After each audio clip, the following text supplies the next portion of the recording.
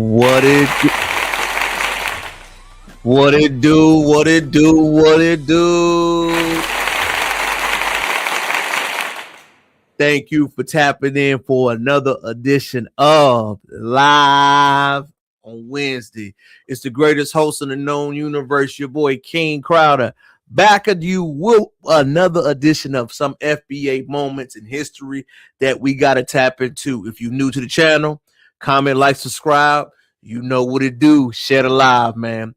Today's live is a little bit different. We'll be talking about why the immigrants' new pathway of getting into America is to remove some history away, especially in the early part of Black History Month. If you haven't seen the video, seen around the world, heard around the world, watched and monitored around the world, let me go ahead and tap in with you, ladies and gentlemen. Let me go ahead and show you real quick, man. It is an artist, a country artist known as Shabuzi. Pay attention, y'all. Pay attention. Immigrants built this country, literally. Actually, so this is for them. This was said at the Grammys. What he said out his mouth at the Grammys is a notion we hear as Black Americans in this country a lot. I'm going to play it for you one more time so you can make sure you hear it in full context. Immigrants built this country, literally. Actually, so this is for them, for all children of immigrants. This is also for those who came to this country in search of better opportunity to be a part of a nation that promised freedom for all and equal opportunity to everyone willing to work for it. Thank you for bringing your culture, your music, your stories, and your traditions here. You give America color. I love y'all so much. Thank you. I want y'all to think about this for a second. When somebody says the word built, that means created and it was not there. That means before they created or existed something, it was nothing. This is one thing I tell students, young men, and all brothers all the time. When somebody uses the word they built something, that means from the ground up, right? So I want to ask you something. Did they build Louisiana, North Carolina, South Carolina, Georgia, Tennessee, Virginia, Arkansas, Alabama, Mississippi? If the immigrants that had this conversation, that they came to America and built it from nothing, where was the origin point? We know about Ellis Island in New York City, right? It was maintained to fill in jobs. It was not created. When something is created, that means you got to clear the land, plow the fields, remove the animals, mow the grass, filter the seeds, nourish the ground around there and others. When he made that statement on live TV, y'all, you should take that as disrespectful. I know you'll have people out there to say, man, he meant that in good faith. No, sir. A lot of people don't understand the sleight of the hand that survivors of the chattel slavery system in America had to go through and endure. And if you don't know your personal history of your family, I highly recommend that you look into it. I'm going to give you my history level since 1750. My family worked on the Polk plantation in Mount Pleasant, Tennessee. James K. Polk was the former president who had that plantation. Claude, my 7-time grandfather on my maternal side, worked that plantation when he got his freedom. Post he got his freedom, they joined the Union Army inside of the Civil War. Civil War, post-Civil War, when the Union won, when they forced freedom from the United States government going against the South, they got the land allotments and started my family's legacy in Monroe, North Carolina. Post-Monroe, North Carolina, they migrated to Baltimore, Roanoke, Virginia, Highlands, Virginia, Norfolk, and other areas inside of town. If you don't know a deep dive in your history, you won't know when somebody says a statement like that, how offensive it is. And the number one reason why it's offensive, y'all, I know a lot of people don't like to say this. Have you ever seen some of the countries that people talk about they come from? No shade, but we got to speak facts right here. We got to know if you build something, why would you go somewhere else? Black Americans built everything in America, ladies and gentlemen. You don't have to be apologetic about it. You don't have to be what it do.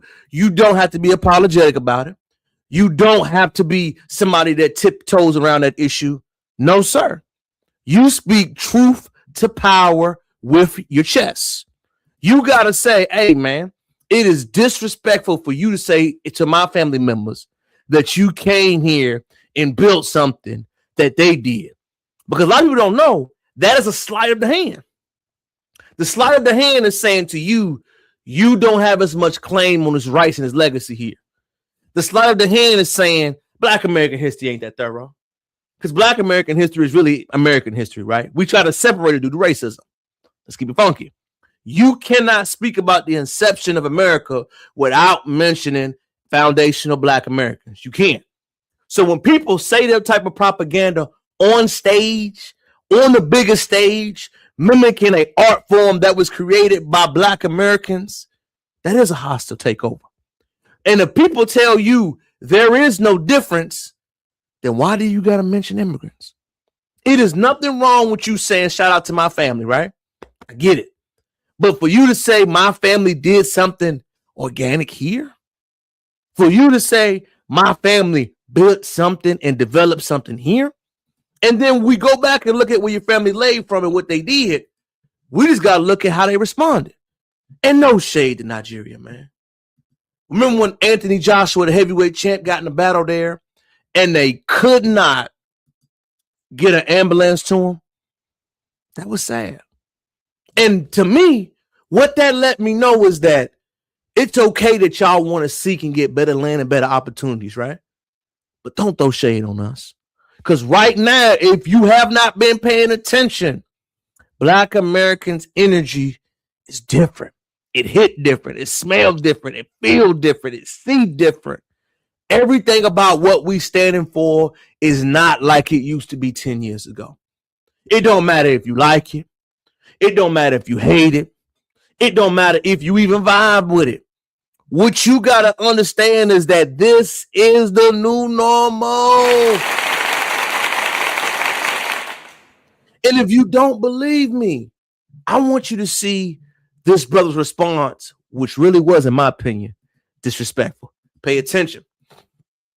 First and furthermore, I want to express my deepest gratitude. Let me keep reading. To everyone who has supported, celebrated my journey as an artist. I also want to acknowledge the conversation surrounding my acceptance speech. To be clear, that we are Black people. Huh? You're a Nigerian, brother. That's okay. My words were never intended to dismiss the truth. Yeah, they were. But I am both a Black man and a son of Nigerian immigrants. So you're a Nigerian American. Let's call it what it is. Let's be straight. It is a moment of my first Grammy, and I was honored to sacrifice to my parents. What sacrifices your parents made? They came over here and got the benefits. And my siblings never had. At the same time, on the first day of Black History Month, I began the first Black man to win the Best Country Grammy to do row in history, which is a travesty because Black history is Black country music, the founding of it. So we know the Grammys and all that stuff, man. They don't have no sway no more. Who listens? Nobody respects the Grammys. I'm going to say it again. Since 2012, when Kendrick Lamar got skipped by Macklemore, I don't give a damn what the Grammys talking about. Until they make that wrong mic. When they gave Macklemore album over year over Kendrick to the Grammys. They have no sway. Let's keep reading. At the same time, I was awarded on Black History Month, and I stand in the latest generation of Black people who fought, sacrificed, and succeeded long before me. The moment belongs to all of us. No, it doesn't. My entire career has been rooted to lift up people, honoring where they come from, and expanding the possibility of part of my legacy. And I want to contend his last name, which I'm not mad at, y'all. But you know the one thing that makes all of it seem disingenuous, and this is the realest part, y'all. When you say that we are all Black people, why then do you say same night, same stage, same roots, one Igbo story? Same night, same roots, same stage, one Igbo story. I know y'all might not know that we are paying attention, but we are seeing the hypocrisy. We're monitoring it. We're watching it. We're sharing notes. We're talking about it. And we see y'all. You can't hide in plain public no more. When did Tyler, the Creator, become Nigerian? I didn't know that. Ain't he a nigga from LA? When did he become that? Shabuzi, I get it. This lady right here, everything she do is not good. I mean, I don't know why.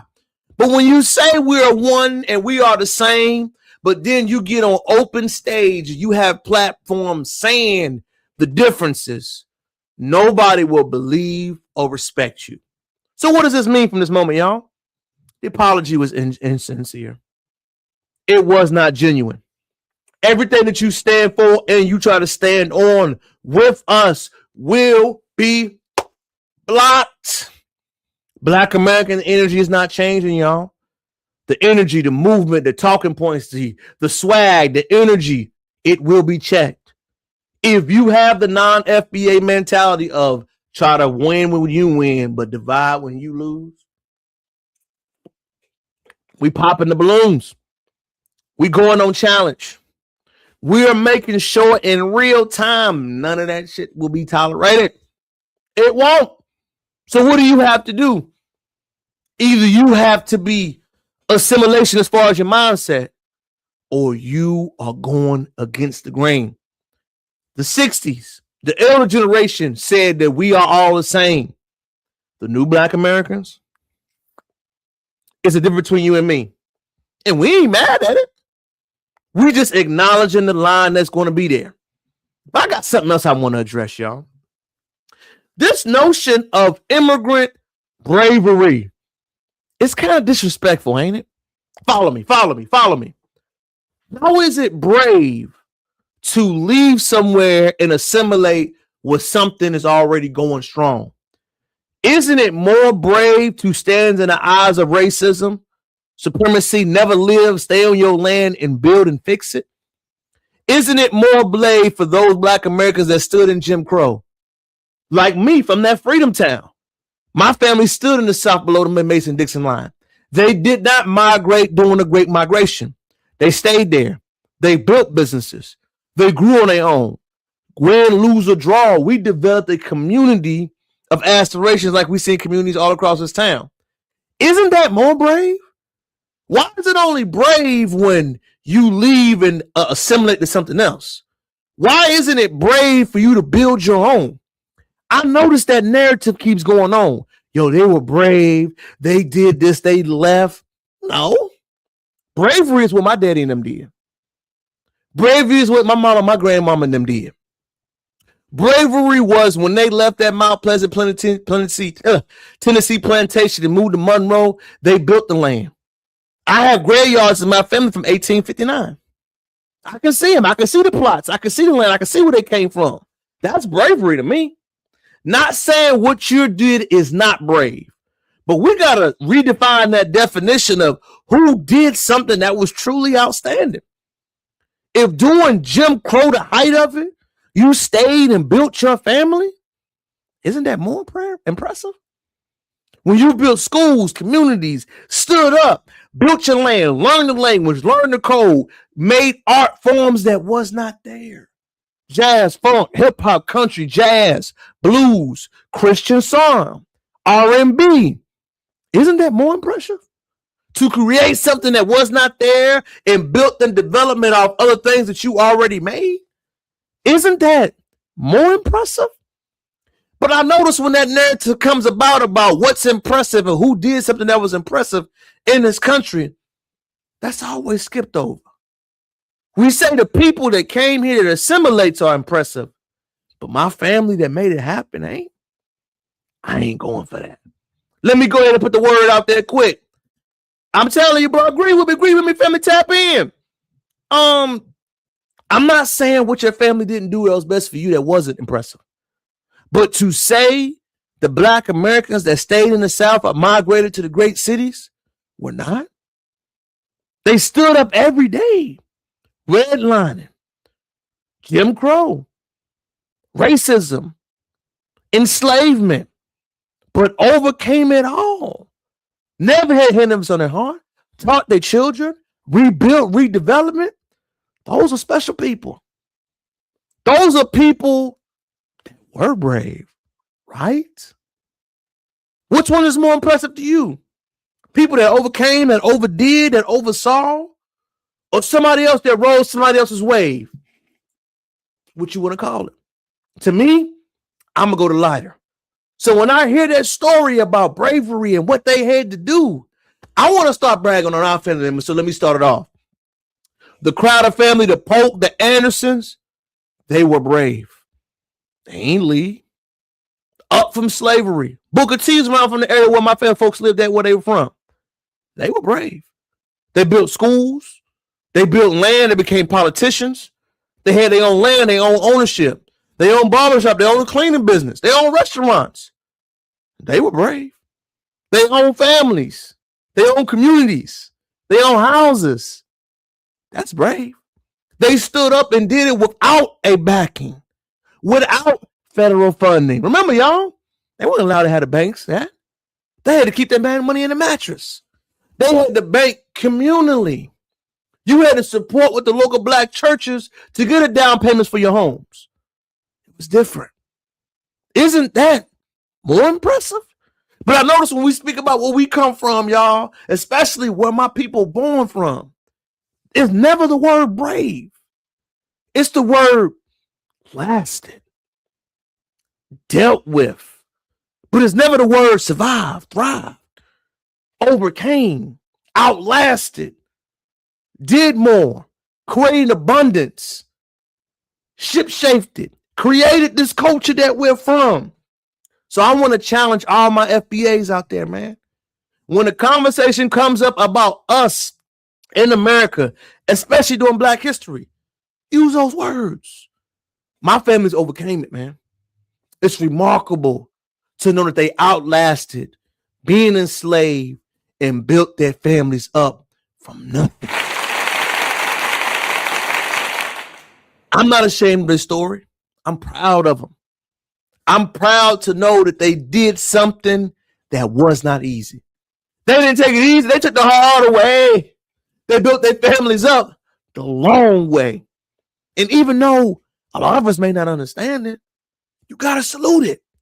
And that is the true Black history in this country. Next up, let me go ahead and shine something with you quick, man. You know, I have people that challenge me on narratives, y'all. And I like to point out, somebody said to me, you know, King Crowder, FBA is this. Most people have no idea that FBA is not something new because they have tried to reclassify, rename, and use words to change who we are. FBA has staying power because it's the first time in history in a while that we've unified and named ourselves. We talk about the power play. Take a listen. We have the most continuous, perpetual genocide in the history of the world, and it's still going on today. This is a rough timeline of Walter Plecker's reclassification of...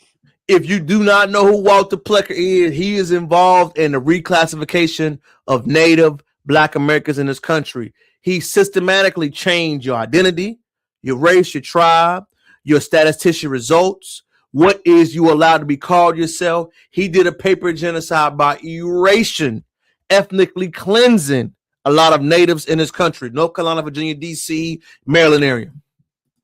Indigenous North Americans, Aboriginal North Americans are not allowed to say that they're Indigenous North Americans. And remember, y'all, this list is absolutely right.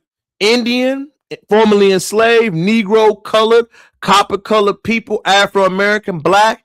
African-American was a term coined by Jason Jackson. Minority, Black, and again, they're trying to push that narrative of African-American. Remember, these words were given to you by white folk. They reclassified you and told you what you call yourself. Why is FBA so toxic, so divisive? It is because I'm not listening to what you say you call me. I'm addressing me by what you got to call me. That's why it hit different. But we are. So in 1492, we were Indians. Then we became slaves because of colonization. The entire world came against us and tried to take our land because this is the land of milk and honey. This is where it all began, and everyone knows it but us. Then in 1832, we became Negroes. In 1950, we became colored, and that's what's on my parents' birth certificates. My father's birth certificate, because he was born in New York, his name was colored. Was Negro. My mother, who was born down south, on her birth certificate, it says Negro. You have to know state by state how the names were changed. I meet a lot of black folks in Texas who are 65 and older, whose birth certificate says Negro, colored, and even NIGG, the other word. So depends on what region of the country you lived in. Look at your grandparents' birth certificate, ladies and gentlemen. You will be surprised what you see. I'm gonna let it play. 1965, we were black, which in reality means white. In 1970, we became Afro-American because we had afros, but whatever. 1980, we became black. 1988, we became African Americans, tying us to a completely different continent. Then in 1999, we became minorities. In 2000, we were back to black. In 2017, now we're back to African Americans. They're trying to tie us back to Africa. And I want you to pay something else to do. Shout out to the lady for a beautiful breakdown. I was given a question that was phenomenal on TikTok this week. You ready? The question said, clip this. When did Haitians, Jamaicans, St. Creoles, Brazilians were allowed to stop calling themselves African Jamaicans? Pay attention. In what year was that hyphenated allowed to be dropped?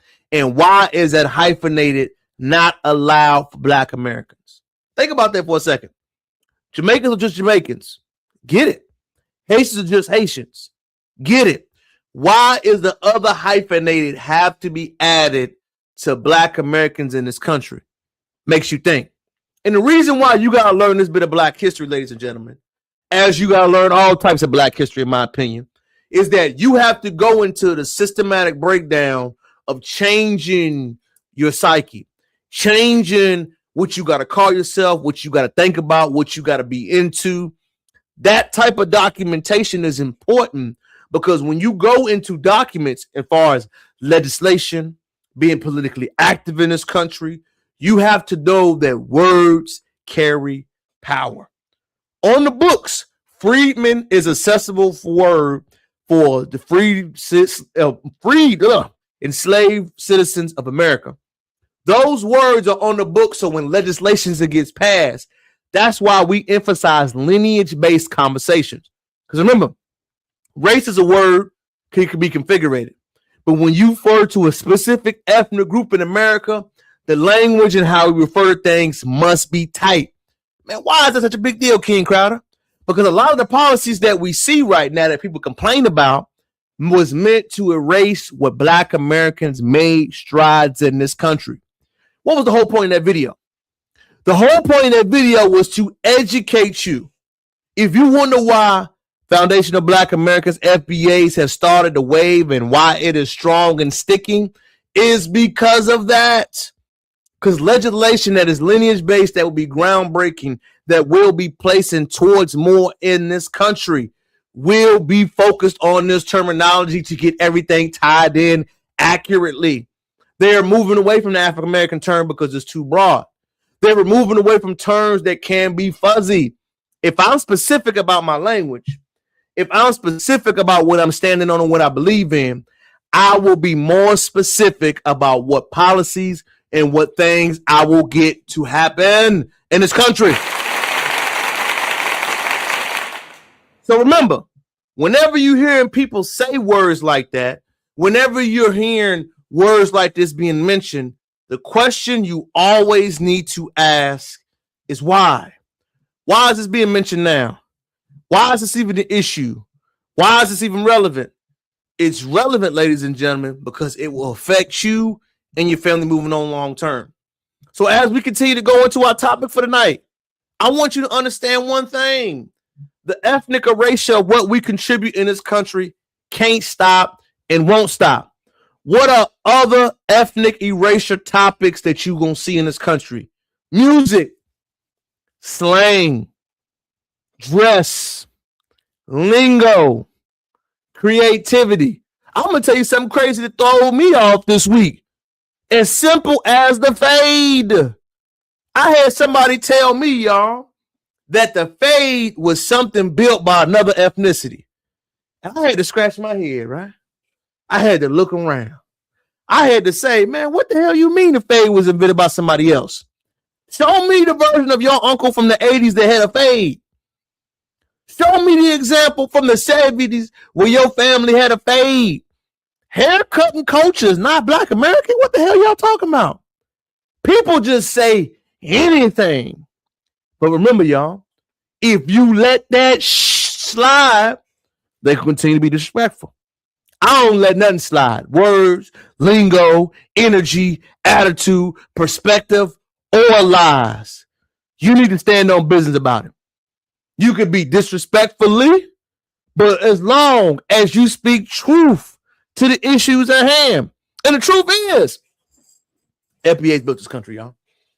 And as far as we go in Black History Month, you must address, lean in, and stand on the prize of this conversation, man. FBA family, shout out to brother, new sub. I love you, fam. Hey, can't have a fade with no hairline. Fended fact. What? This the thing for me, brother. When they say that, I had a brother tell me, I don't know what his ethnicity was, that they created a fade. I said, show me your daddy with a fade. I can show you my daddy from the fade in the 80s. In the 70s, my granddaddy had a fade. Show me where the hell your uncle got a fade. It was literally, y'all, blow my mind. You talking about fade is your culture. When did y'all create barbershop culture? That's something that brothers from the city's been made. Hair salon culture is something that sisters been made. For you to be that low down and dirty and to say that, it just let me know how deep it goes, man. But if we don't beat the drum, for sure, fam, for sure, if we don't beat the drum, y'all, and check that shit, it's going to continue to go. And remember, if you are my dog, my friend, my homie, and I got to go along with everything you say, are we friends? Are we homies? Or are we just cool? My daddy taught me years ago, ladies and gentlemen, if I ain't never broke bread at your house, are you my friend? I had a conversation this week, and the reason why I bring this up, y'all, it was people, younger people, younger young ladies that mentioned to me that they had Asian friends. And I asked them a question. Have you ever eaten at that Asian person's house? Has that Asian family ever celebrated with you or sat down with you and talked with you? They told me no. I said, it's not your friend. You are not my friend if I've never been to your house. You are not my friend if I've never broke bread with you. You are not my friend if I've never helped you out. We cool. Until I break bread with you, until I'm around your family, you around my family, that is FBA culture. I got to look at your mama eye to eye. Your daddy eye to eye. Your people's eye to eye. I notice whenever we have cross-ethnic groups, people that we're cool with, we use that cool word to say we family. If you ain't never been in my house, we ain't friends. I said what the bleep I said. If you ain't never been in my house, you ain't never shared no meal, you ain't never put me on no game, and you are other ethnicity, I look at you as we cool. I don't really think, I know this gonna sound more controversial, strap in, baby, that you could really have fans from other ethnicities. I've had plenty of Asian folks I've been cool with. Ask me how many houses have I been to. And I'm okay with that. But I keep you where you're supposed to be. You show me who you are. I'm not mad at it. But we got to get out of our head that we really tight like that. A lot of y'all ain't cool with these people. Y'all just know them. They don't fool with you. They don't break bread with you. Their mamas never invited you over. Their cousins never chopped it up with you. They never put you on game. They took from you. They took your swag. They ate your food. They cutting hair with sharp rocks, man. You stupid, man. Hey, you ain't my friend if you can't compete with me. Hey, bro, dog, big facts. I'm just saying, man, I really had that conversation, y'all, and it was kind of crazy to hear the youngin' say it. I got friends from different ethnicity, different this, man. That ain't your goddamn friend. Show me where he live at. Show me where his mama work. Why his mama ain't give your mama no job? That's your friend, right? We friends, but I don't know where you live at. Man, don't you be no fool. Other ethnicities will be around you, won't help you at all. I'll go this deep, ladies and gentlemen. Who you hiring? Who you put on? Who you work with? What you read? I ask all those type of things. I look.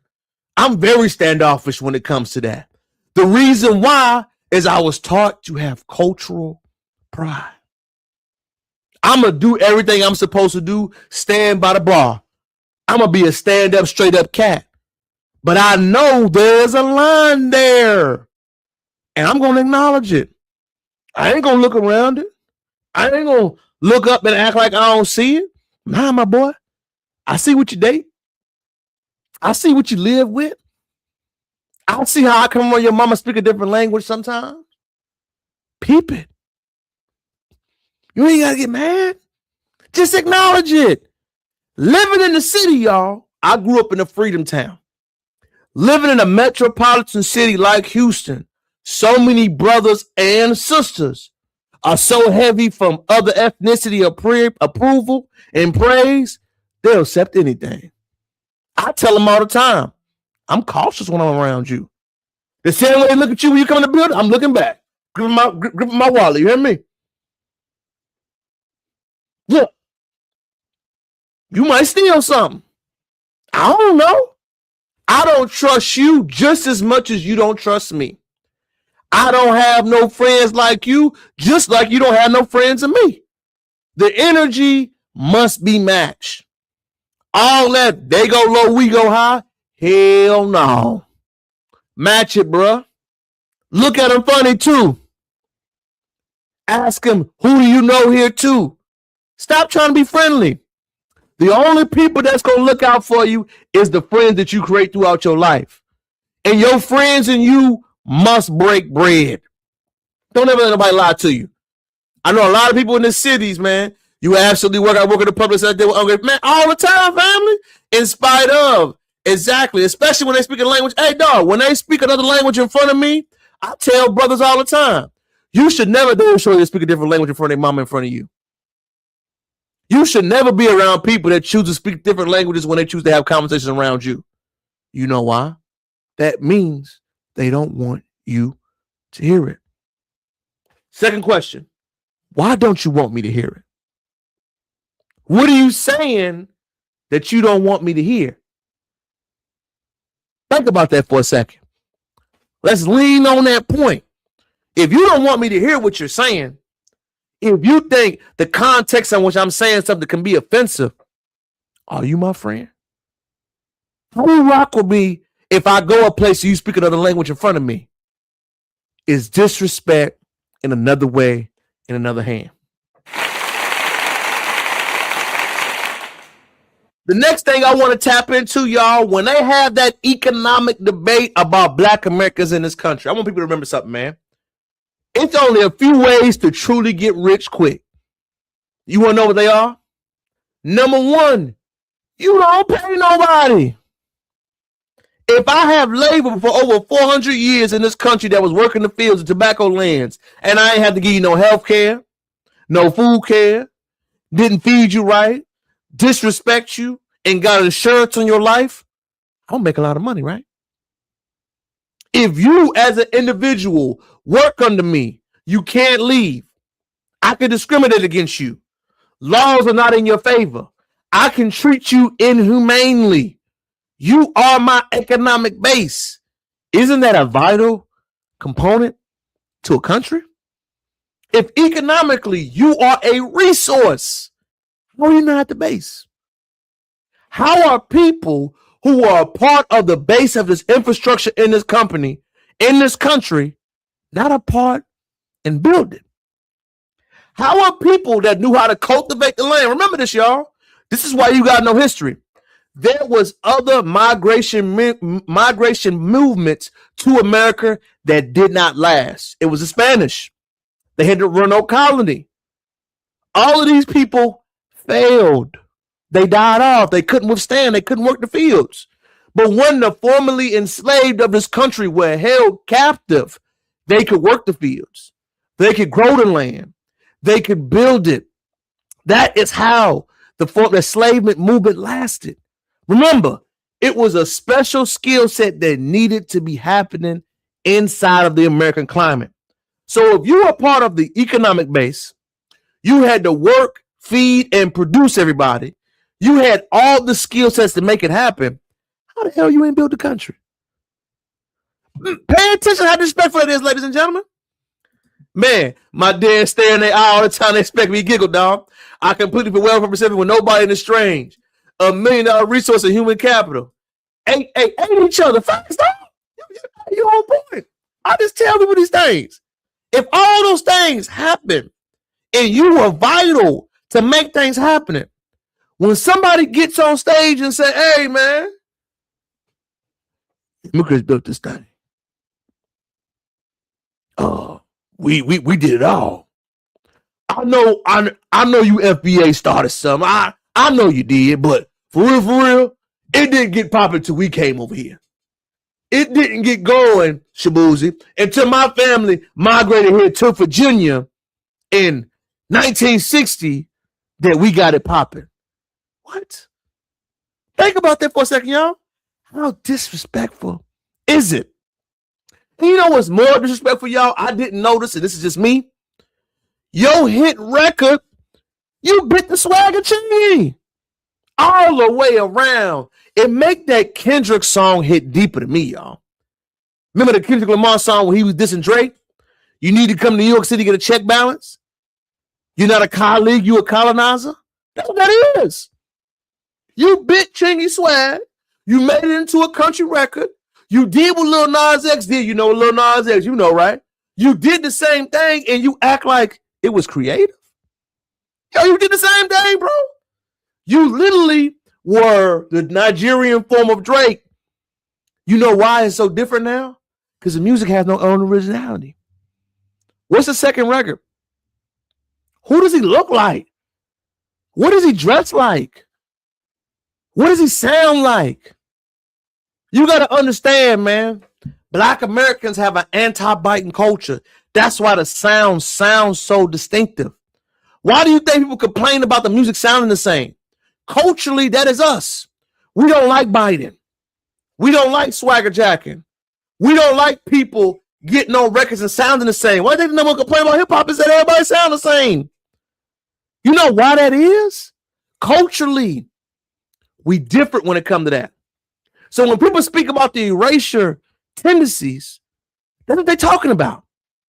They're saying this brother got on stage, on the biggest stage in the country, which, like I said, y'all hate the damn Grammys. The Grammys don't get no respect from me because they ain't give Kendrick Lamar that award, and I ain't letting it go. But let me keep looking. You got on stage, you made an announcement. After you made that announcement, you knew you was wrong. I'm going to tell you why you knew you was wrong, y'all. You didn't make a voice apology. I don't know about y'all. This is me. Written apologies don't hit as much. If I disrespect you publicly, don't write back to me. If I say some slick stuff, don't send me no damn text. The way the disrespect was presented, the apology must be the same way. And I know a lot of these PR companies don't know that. All that cognitive dissonance. Let's not forget about 50,000 plus patent. Eat, man, dog. You cooking, dog. Let me shout out to my boy, man. He is cooking.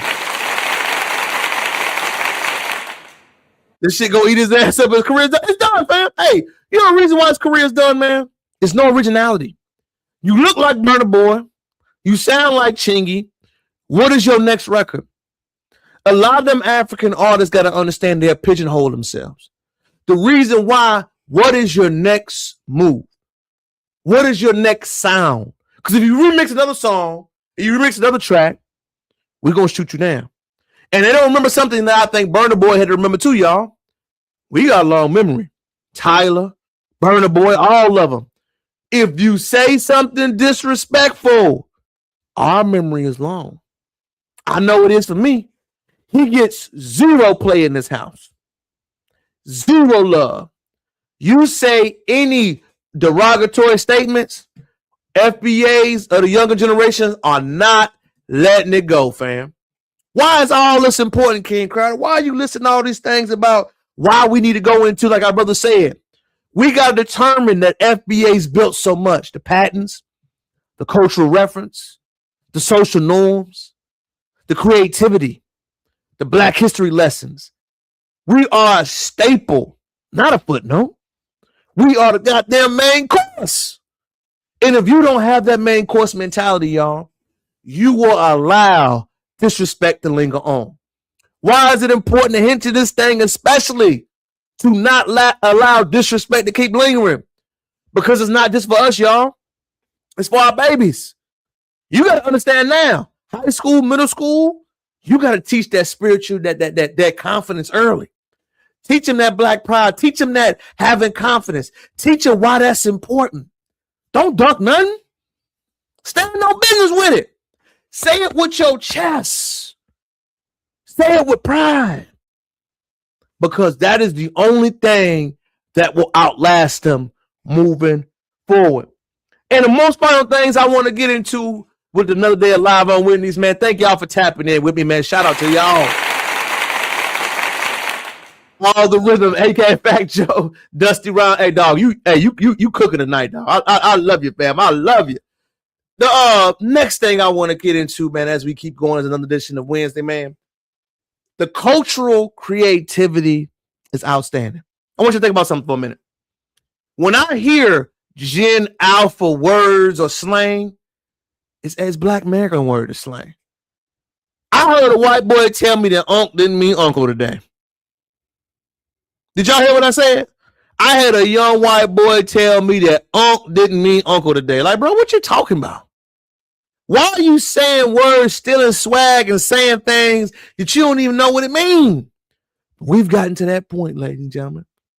The Black American swag is it's been mainstream, right? But it used to be delayed with it. Now, it's a party. But when we say words, factions, I'm serious, folks. Somebody told me that unc did not mean uncle, and he was arguing with me, y'all. He told me I didn't know what he was talking about. I said, bro, how old is you? He told me 16. I said, bro, you don't even understand what them words mean, and culturally, it don't hit the same. We've been saying unc. Hey, we called my unc when I was a kid, before I got the popping. But now, y'all, because of the internet, words, slangs, and meanings move a lot more quicker. So what does that mean? You got to gatekeep it early. You got to make sure you stay on top of these words. Ain't no more jacking. Ain't no more telling me what it means. I see swag surfing every damn stadium in this country. Swag surf came out when I was in college and it was popping. It's still a popping hot record. It's a classic. It'll always be popping. But now we see everything that was going is turning to mainstream. What does that mean, FBA family? It means now more than ever, correction, code, and ethics must be understood. Number one code. Don't disagree with your brother out in public unless you know he off code. Correct? Be firm, but don't be out here explaining to nobody. Number two, if you know they are not on code with what they speak, most of the time they come from a different background. Because no FBA families have that spiritual essence of trying to disrespect another. This ain't what we do. Number three, if the words, where your family from, what's your background, offends you, you know the answer. Number four, no message is a message. Let me say it again.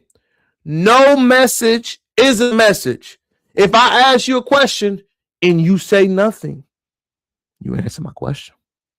Number 5, don't be afraid of no smoke. We are not all grandparents that are nicer than we are. Tight priority gatekeepers. For facts, man. Facts. Correction on demand. On call facts, man. Hey, I stand by it now. Listen, I grew up all the time hearing my mom and them ask where you was from. You cannot come to my neighborhood and nobody know your daddy. Who your mama? Who your grandma? Where your grandma go to church to? What school you go to? What's your daddy's last name? That's something commonly happen in our community.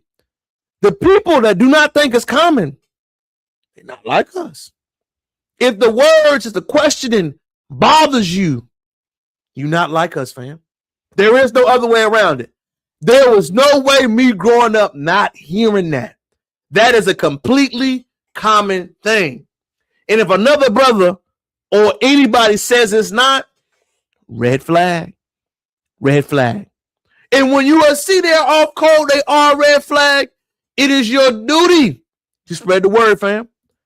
It is your duty. Hey, dog. Hey, bro, tell them, bro. Hey, what church your mama go to? Hey, where your daddy graduated from high school from? Where your mama live at? What's your last name? What's your daddy's name? All that stuff, bro. I notice a lot when people have a problem with that, they usually not tapped into the culture. So as we begin to wrap it up, man, we talk about the FBA history of why we built America. We got to correct these things. And I want to come to as a quick lesson, y'all, to put in your Rolodex. To A, be acknowledged with it. To B, read and have the confidence. And C, do not be afraid to say what you got to say. No more political correctness. We are not the Obamas. If somebody says that's how we act, side eye family. No, sir. Moving forward, millennials on down and Gen X. Lineage business. Confrontation has to be normal, not disrespect. Asking questions is a must. Qualifying yourself and checking your paperwork and your background and proving where you went is a must. There's no more you come around, we disagree with you. No, sir. Check everything. Question everything. And make sure you have a lot of reasons in discussion that you got to talk about. I want to thank all my people for tapping in with another edition with Live on Wednesday, man. It is so good to see you. I know it's a late night, but I appreciate you. You could be anywhere in the world, but you are here with me this evening. Tomorrow night, we got my gender reveal, y'all. Tap in with your boy quickly to see, wife, you wearing me out. We got to figure out. We're going to drop them out of code. Also this weekend, the last bit of weekend for the raffle battle for that Munyon. I will be giving away $350 to my top follower subscriber. Check the comments in the community section. I will drop another post this Friday about it all. I will not be going live on Sunday because it is a Super Bowl party and my group BMBC. We will be throwing some and hosting something at one of the local black shops around here, so I will not be live, but I'm, of course, tap it in and drop more content and more information for all my people. Make sure you stay tuned. We are at War Family all day in uniform, all day, bro, all day, man. Thank my dog for tapping in with me all night. Trade day on the way, gender reveal tomorrow. Tap in for another edition of Live on Sunday. I will not be here. Make sure you call your family, check on your loved ones, and most importantly, stay on FBA code and FBA business. I'm your host, King Crowder, man. I want to thank you for tuning in with me, dog. Thank you, too, Sizzle Captain, man. I appreciate you, dog. I'm going to tap back in with you for another edition of Live on Sunday. Call your friends. Call your mama. Check on your father. Text your brothers. And remember, life is not permanent, man. Lost my brother end of 2025, so I know how important it is to check on your people. Until next time, thank you for tuning in for another edition of Live on Wednesday. Until next time, peace. Peace.